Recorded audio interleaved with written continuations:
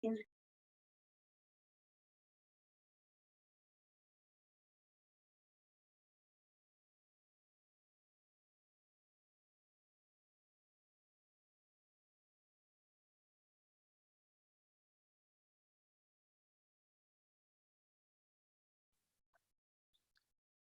¿cómo me escuchan, jóvenes?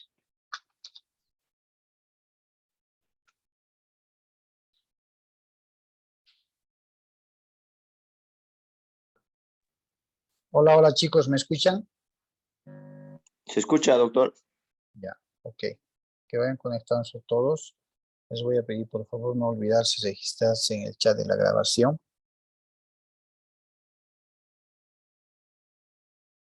Bien.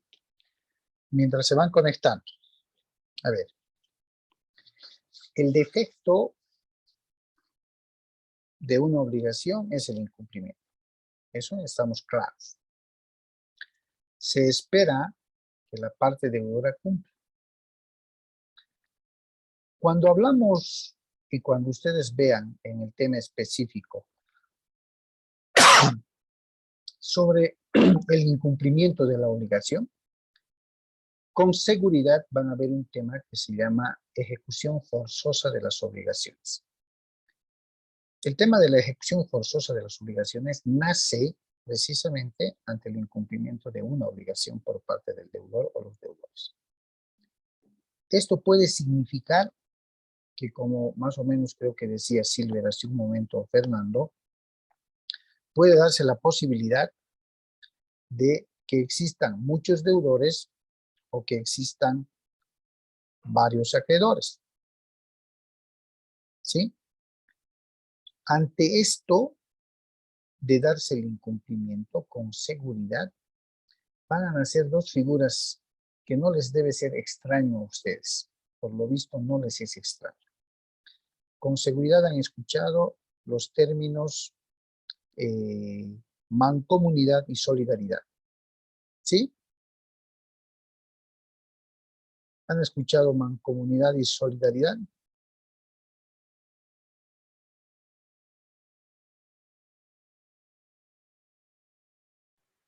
¿O no? Sí, vagamente, licenciado. El sistema bancario maneja con bastante continuidad estos temas. Obligaciones solidarias y mancomunadas. Cuando aborden el tema con seguridad de incumplimiento de las obligaciones, van a conocer de manera quizás superficial en qué consiste un proceso de ejecución, cuáles son los procesos de ejecución desde el punto de vista procesal, ¿ya?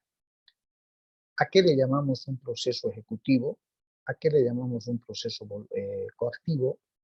¿A qué le llamamos un proceso concursal, necesario o voluntario? Que en el ámbito del nuevo Código Procesal Civil se encuentra dentro los procesos de estructura monitoring.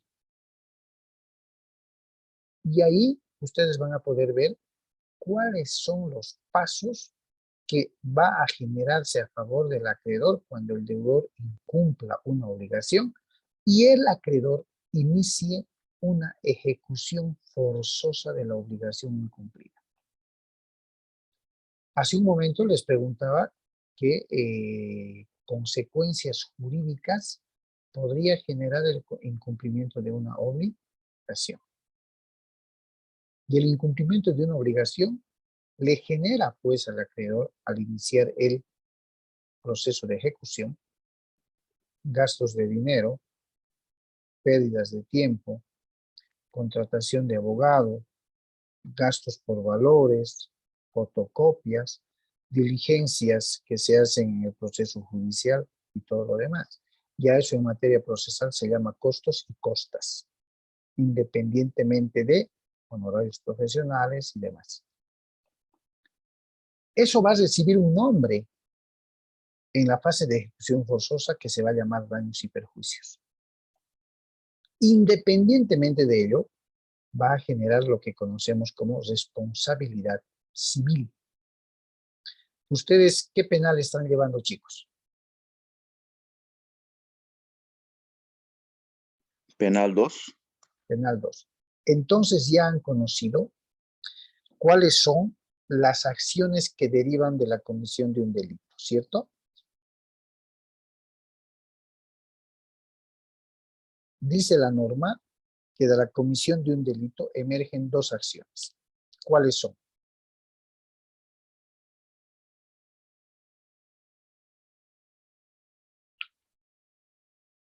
¿Se acuerdan? De la comisión de un delito emergen dos acciones. ¿Quién se acuerda?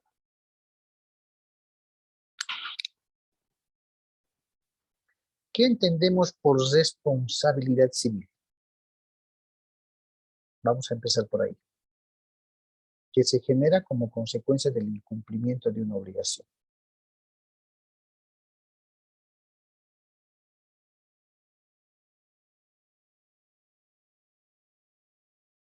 Imaginemos, adelante Silvia, perdón. Creo que la responsabilidad parte por el hecho de responder civilmente ante el incumplimiento de una obligación con una persona, ¿no? En este caso, ¿Y en qué sí. consiste eso de responder civilmente? Bueno, con un ejemplo, por ejemplo, si yo he chocado, no hablaremos del tema de obligaciones, sino Ya, otro está bien, ejemplo. está bien. Si yo he chocado mi auto a otra persona, a otro vehículo, entonces mi responsabilidad civil me dice que si yo tengo la culpa, yo tengo que reparar el daño causado, ¿no? Y eso Excelente. constituiría una responsabilidad civil. Que es sinónimo de la reparación, del resarcimiento o reconocimiento de los daños causados. ¿Cierto o no cierto? Sí, correcto. Esa es la responsabilidad civil. Si hacemos una comparación con el tema del ámbito penal, dice, de la comisión de un delito emergen dos acciones. Una acción penal pública y una acción civil.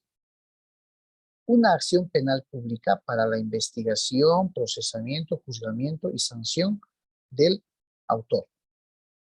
Y una acción civil para la reparación o el resarcimiento de los daños ocasionados.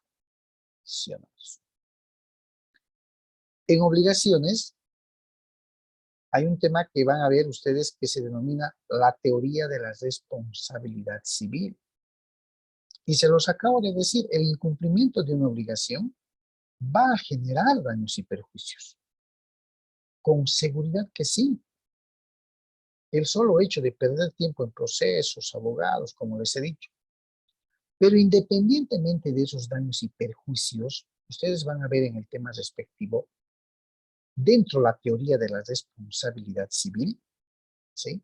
Van a ver lo que es el daño emergente y el lucro cesante, que se genera como consecuencia de el incumplimiento de una obligación. Ustedes, futuros colegas, futuros abogados, van a entender el próximo semestre, cuando vean estos temas, que aparentemente el no cumplir con una obligación, bueno, no he cumplido, ni modo, a ver, que me espere. Pero cuando el acreedor asume la facultad de ejecución y persecución de sus bienes, del patrimonio, el estatus jurídico de esa obligación incumplida toma otros niveles.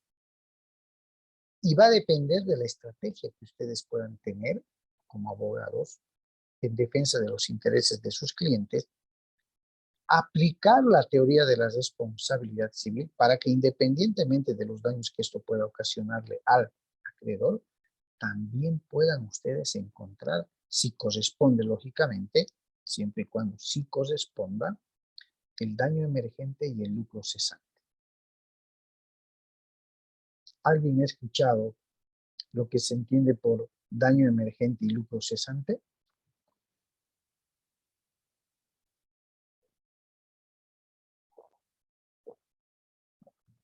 ¿Qué es lucro? Beneficio. Beneficio. ¿Qué es cesar? Dejar de percibir algo. ¿Ok? Lucro cesante, dejar de percibir alguna ganancia, algún beneficio, algún rédito. ¿Estamos de acuerdo? El incumplimiento de una obligación, dependiendo del tipo de obligación, podría generar un lucro cesante. ¿Están de acuerdo? Sí. Y el daño emergente, ¿qué es daño? Lastimar. Lastimar, perjudicar, deteriorar, ¿cierto? ¿Y por qué emergente? Porque ese deterioro, ese perjuicio, ese lastimar, se ha generado a partir del incumplimiento de la obligación por parte del deudor.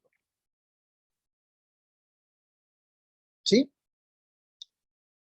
Un ejemplo, no típico, pero más o menos usual. Resulta que voy a utilizar el ejemplo de Silver. Yo trabajo con mi taxi y un buen día Silver me choca.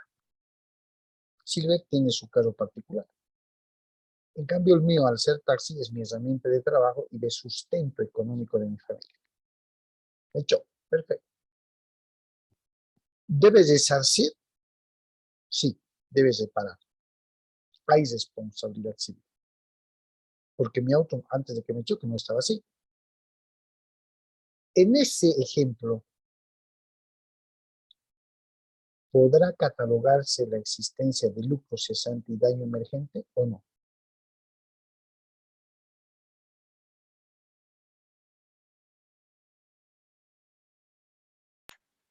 Habría que analizar bien la situación.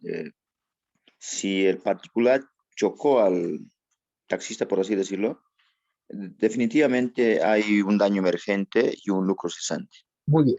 Silver, ¿cuál sería el daño emergente? ¿Y cuál sería el lucro cesante? El daño emergente creo que sería la inutilización del vehículo, el daño causado propiamente dicho al vehículo ¿Ya? y el tiempo que demoraría este en ser reparado, si este fuera el caso, ¿no? Y el lucro cesante va por el tema de que como es una herramienta de trabajo, prácticamente ya no trabajaría, ¿no? Y dejaría de percibir los ingresos. Perfecto. Otro ejemplo. Tienen una tienda de electrodomésticos. ¿Sí? Se incendia. Se incendia. Se quema la mercadería, parte de la tienda. ¿Podríamos calificar ahí un daño emergente y lucro cesante? Ah, y ojo, se incendia no porque así nomás ocurre.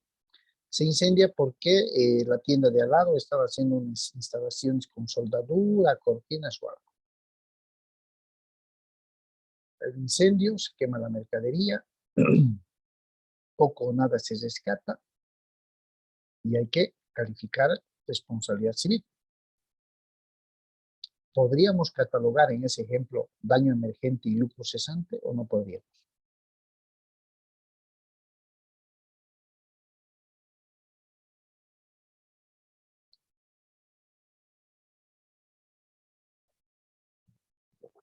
¿Qué dicen?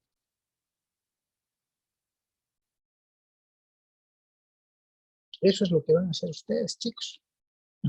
Claro que van a llevar el próximo semestre en la materia que les corresponde de manera detallada, de manera muy explicada, como tema, son temas individuales. Lo que estamos viendo en esta prácticamente última clase es el pantallazo de los temas más relevantes que ustedes van a ver en materia de obligaciones, ¿no? Se puede calificar. En el primer ejemplo que analizaba Silver, lo vamos a explotar a Silver. Mi caso es mi taxi, es un taxi de servicio público. El caso de Silver es particular. Ocurre el accidente. El daño emergente son los daños materiales que le ha causado a mi caso o que se ha causado a mi caso. ¿Por qué? Porque no estaba así y como está no puedo trabajar. va a requerir de una reparación, de una chapería, qué sé yo. Ese es el daño emergente. Y el lucro cesante es que al trabajar yo como taxi, genero recursos o ingresos económicos para mi familia. Entonces, debido al daño, al accidente, voy a dejar de recibir o generar las ganancias o las utilidades que yo con mi trabajo recibía para el sustento de mi familia. ¿Hay o no hay daño emergente y lucro cesante?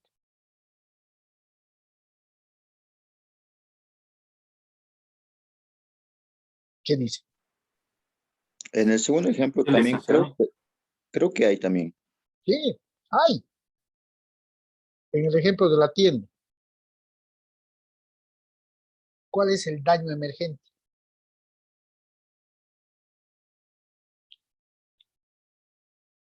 ¿Cuál vendría a ser el daño emergente en el ejemplo de la tienda?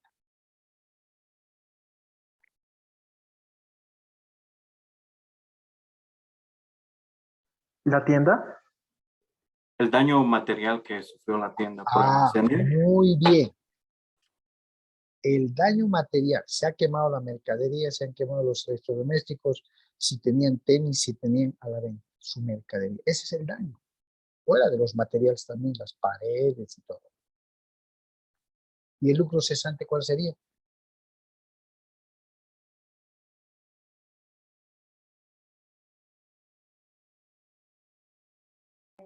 Que ya dejaría de vender el producto. Exactamente, y dejaría de percibir las utilidades, los ingresos económicos productos de la venta. En ese ejemplo también podríamos identificar daño emergente y lucro cesante. Sí, licenciado. Exactamente. No en todas las obligaciones, si se van a dar cuenta, no en todas las obligaciones se va a poder identificar. Ejemplo, un préstamo usual de dinero. Viene mi vecino, mi amigo, quien sea, y me dice, hermano, necesito, por favor, te ruego, te pido, salvame. Voy, saco de mis ahorros, hacemos el documento y le presto. ¿No? Yo tengo otra actividad distinta. Soy dependiente de una empresa, qué sé yo. Incumple. El préstamo que le he entregado es incumplido. ¿Podríamos identificar ahí lucro cesante, daño emergente? No. Creo que solo lucro cesante. ¿Y cuál sería el lucro cesante? Porque he ido al banco o tenía mi cajita allí y le digo, bueno, mira, ya te voy a prestar. Si en el banco estaba colocado mi dinero con interés, una tasa de interés, póngale 1% mensual o 2%, al sacar el dinero del banco, lo que estoy haciendo es dejar de percibir ese interés. No, ese es el lucro, ¿no? Y por otro lado, si yo pacto con mi deudor o prestamista una tasa de interés mayor que estaba percibiendo, igual deja de ser un lucro cesante, ¿no? No está mal. Está bien, bajo el razonamiento lógico. Pero si dentro de un proceso judicial yo voy a pedirle al juez que se conozca lucro cesante y daño emergente, yo tengo que comprobar que el lucro que generaba, las ganancias que generaba, eran habituales y permanentes. De pronto eran parte de mi actividad laboral, comercial, que yo realizaba. Porque si no es así, el juez va a tomar como si fuera una circunstancia casual y va a poder catalogar que de pronto lo que estoy buscando es aprovecharme de la situación para generar utilidades que no me corresponderían de pronto en esa proporción como lucro cesante. Pero si yo fuera un prestamista, mi actividad es la de prestar y generar ingresos mediante los intereses, y ocurre el incumplimiento de la obligación, sí, sí podría. ¿Se dan cuenta? Sí podría.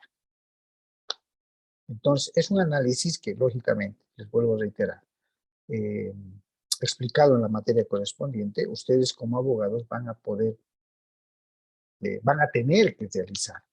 Corresponde, no corresponde, identificar lucro cesante, daño emergente o simplemente daños y perjuicios, honorarios del abogado, costos, costas y lo demás.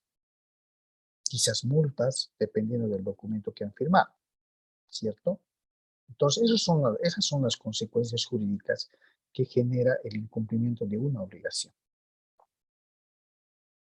Independientemente del tiempo, hay una teoría que seguramente la van a ver, está en el PGO, en obligaciones, que se llama daño moral.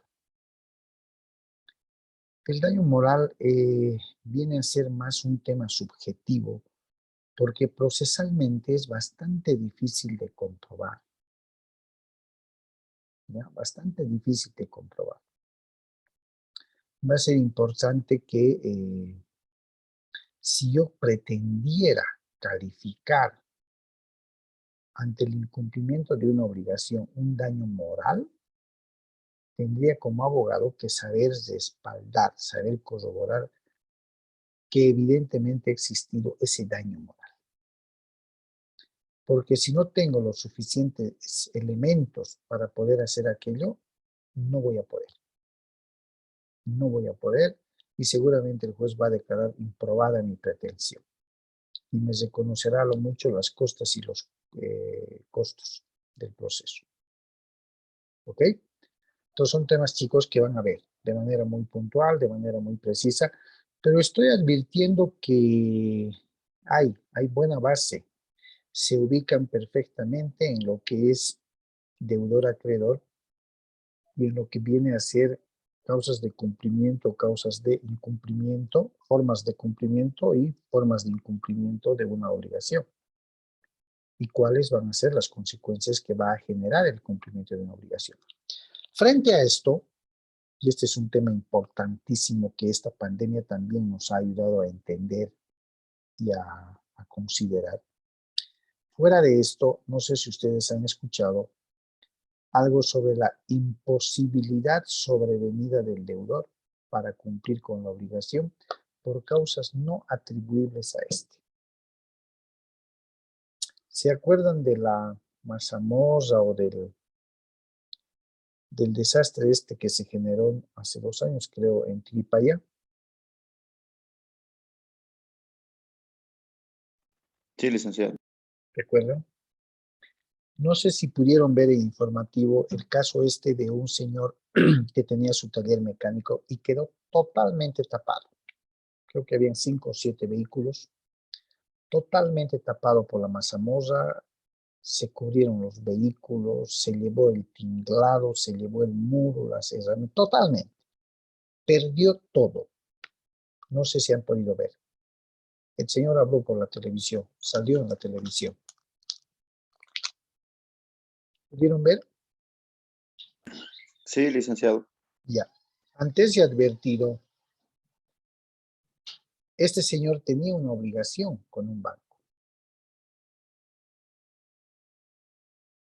¿Le va a ser posible cumplir con esa obligación?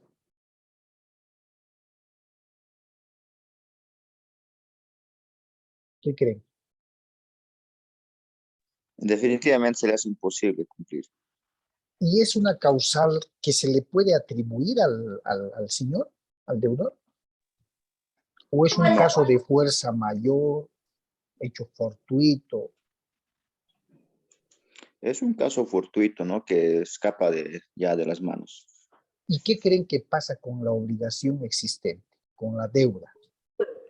Se extingue. ¿Se extingue, Fernando? Hay una se extingue la deuda. ¿Qué dicen los demás? No, no creo que se extinga así tan fácil, ¿no? Creo Eh, que se alarga la deuda por unos años, creo. No creo que se extinga. ¿Qué más? Interesante. A mí me agrada mucho cuando hay debate.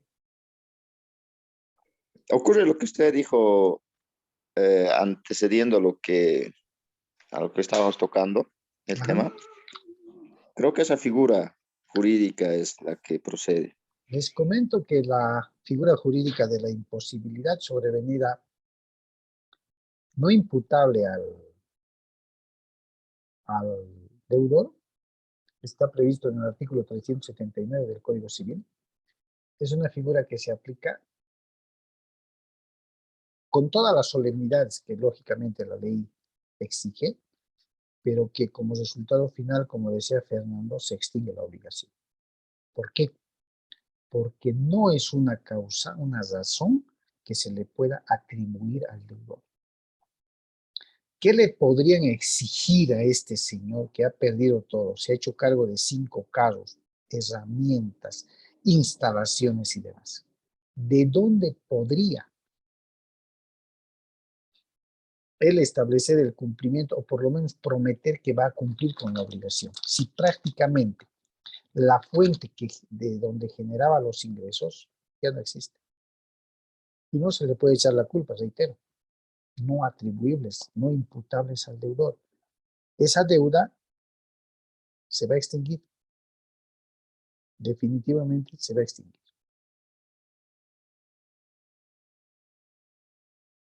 Hay 2 Licenciado, sentencias disculpe. constitucionales.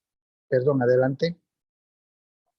Sí, perdón que le corte, pero ah, sabemos que se va a extinguir la deuda, ¿no? Pero debe cumplir todos los requisitos legales para que esto sea Claro, llevado a claro, cabo, ¿no? No claro. es... Eso es innegable. No es alegar y decir, miren, esto ha pasado, gracias, no puedo. No, no, no. Ahí justamente les decía, hay 2 sentencias constitucionales del año 2013 y del 2015.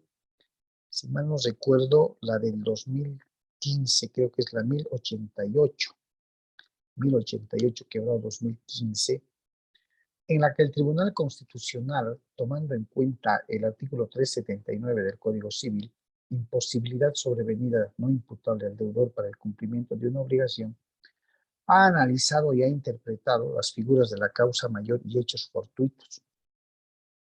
Y ha establecido, haciendo un análisis comparativo entre lo que es el ámbito civil e incluso el laboral,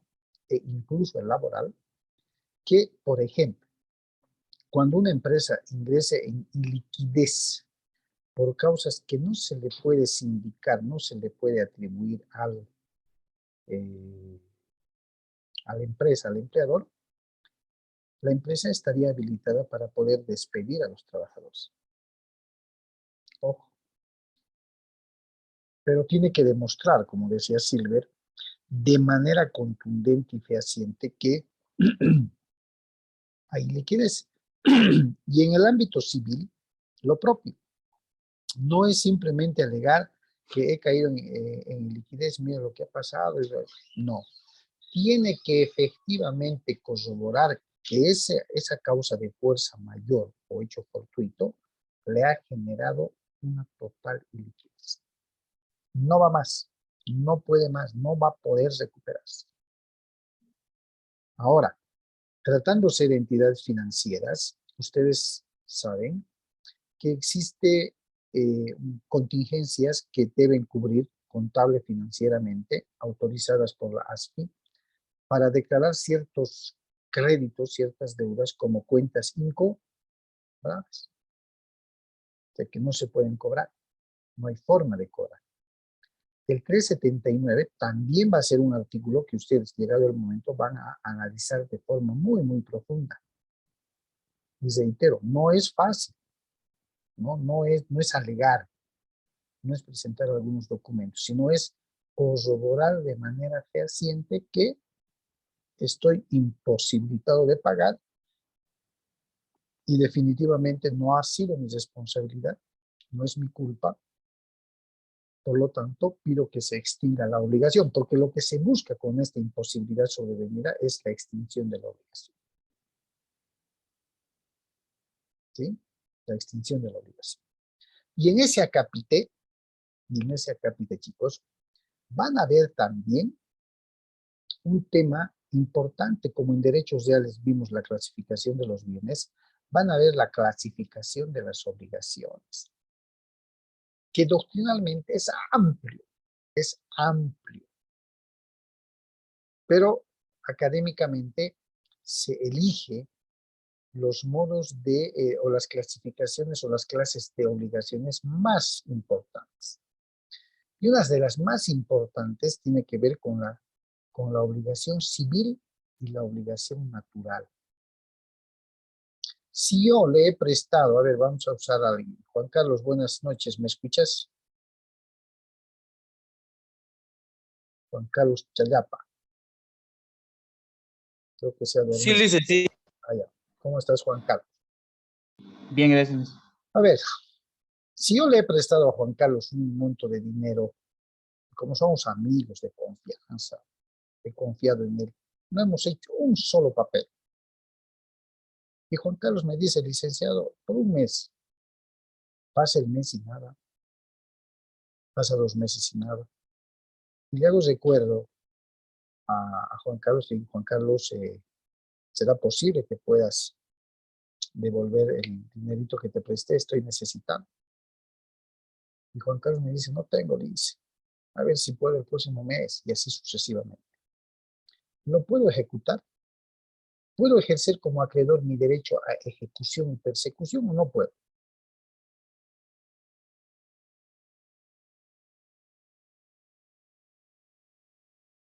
¿Qué creen?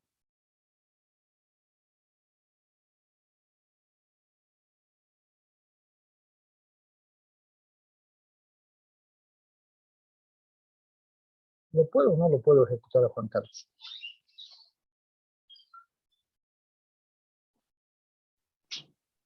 Si no hay documento con reconocimiento de deuda, Pero ¿cómo hago que reconozcas la deuda? ante un notario, Mucha, si vas, Reconocimiento de firmas. ya, pero no hemos hecho documento. Y el Que no hay ejemplo, garantía. no hay garantía. Y el ejemplo se torna en que Juan Carlos se hace al loco. Le digo, nos veremos en el notario, voy a hacer un documento y no aparece Juan Carlos. No he podido, no puedo. ¿Lo puedo ejecutar si no tengo nada? ¿O, No. debo estar sujeto a su buena voluntad, a su buena fe, que me devuelva? En este caso no se perfeccionó el... Ah, muy bien. Técnicamente hablando, muy bien, Fernando, gracias. No se ha perfeccionado la obligación mediante un contrato. Le tengo que perseguir, le tengo que buscar a Juan Carlos y decirle, por favorcito, Juan Carlos, te he salvado en el momento de mayor necesidad. Te pido, por favor, o no debo hacer eso. Podría accionar alguna medida preparatoria o diligencia preparatoria de demanda, digamos una confesión judicial, un juramento ante el juez, pero ¿qué tal si lo cito al juez y dice, juro que no le debo? Tal vez con testigos, Lice, ¿o no? Podría ser, voy con unas 2 personas conocidas y digo, Juan Carlos, estoy viniendo a cobrarte, mira, por fabricar pruebas, ¿no? Estas 2 personas también les debo yo y están esperando a que, a que, a que tú me pagues para que yo pueda pagarles a ellos. Y frente a mis testigos, lo que hace más bien Juan Carlos es, yo no le debo un peso, le dice. ¿Cuándo me ha prestado? Dice, no le debo un peso, está mal. Como que hay personas que hacen eso, ¿sí o no? A esa clase de obligaciones, chicos, se las va a denominar obligaciones naturales. ¿Saben por qué? Porque carecen de la fuerza de acción jurídica. Porque no tengo el perfeccionamiento, como decía Fernando, de la obligación en un contrato con reconocimiento o con protocolización de un notario para yo poder ejecutar.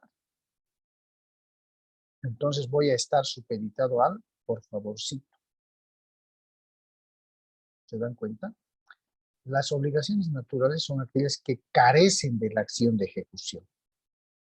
no han sido perfeccionadas como obligaciones mediante un contrato.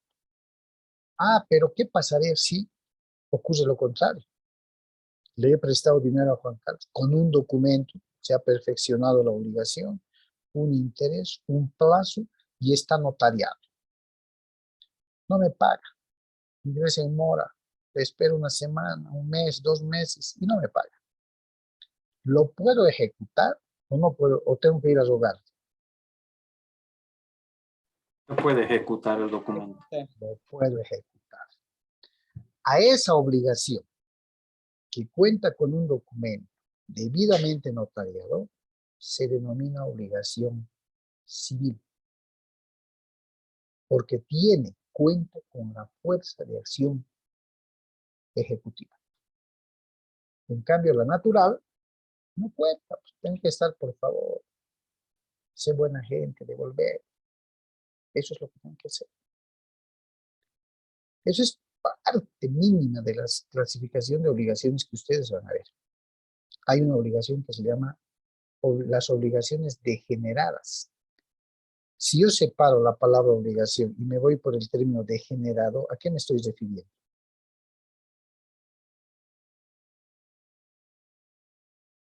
Dice, y si digamos yo me presto de alguien, digo, si a alguien le presto, pero hay personas que están viendo de lo que le estoy prestando, ¿a dónde entraría eso? Ah, si el momento en el que tú estás prestando hay personas que están siendo testigos presenciales de aquello, eso te puede servir. No le podrás iniciar un proceso ejecutivo, seguro que no, pero sí le podrás iniciar un proceso ordinario, se llama, porque vas a poder presentar a los testigos, quienes van a declarar y decir, sí, a mí me consta que le prestó. Yo estuve ahí el momento que le prestó.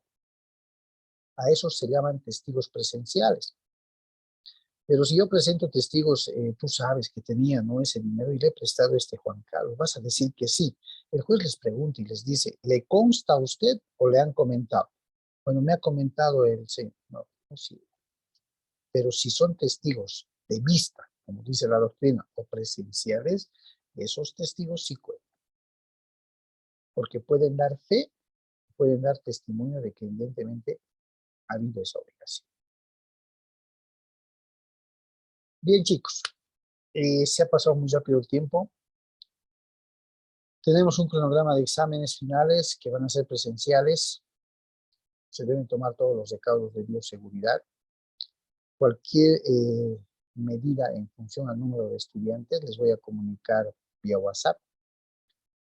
Esta semana y la anterior han sido pantallazos de lo que van a ver en materia de obligaciones. Este es apenas un ápice de lo que hemos estado comentando, que ya lo van a ver seguramente en el semestre correspondiente. Nos vamos a ver el día del examen final. Atentos al grupo de WhatsApp, por favor, de la materia. Cualquier instrucción se las voy a pasar por ahí. Ha sido un gusto compartir con ustedes este semestre, así sea de manera virtual. Espero que haya sido por lo menos en buena parte, el conducto para que ustedes puedan tener cierta base en materia de Derecho Civil 2. Gracias por su paciencia, por su asistencia a todos aquellos que han sido responsables y consecuentes. Y seguramente ya nos veremos el próximo semestre en alguna materia. ¿Listo? Muchas gracias, licenciado. Listo. Muchas gracias, chicos. Licenciado, muchas gracias. Mucho gusto y nos estamos viendo en el examen final. De acuerdo. Hasta